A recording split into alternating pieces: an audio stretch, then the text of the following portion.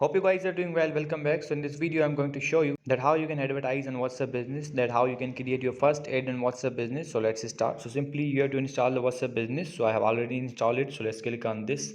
And after clicking on this, as you can see, I'm going back again, and now simply you have to click on three dot icon, and then simply you have to click on the business tools. So let's click on this, and after that simply you have to click on this advertise section. So let's click on this. So as you can see, the advertise section is here. Now simply what you need to do, you have to, as you can see, here's an option for the get started, and here's an option for the choose other media.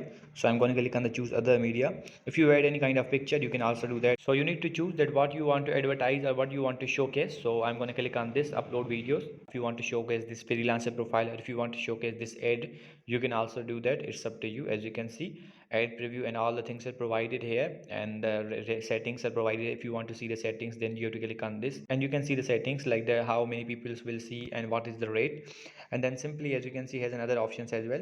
So after verifying these all things, you have to click on the add payment method. You have to add the payment method. I'm going to cut this one. So, and then simply you have to click on the next, and your ad will be ready to use and your ad will be run.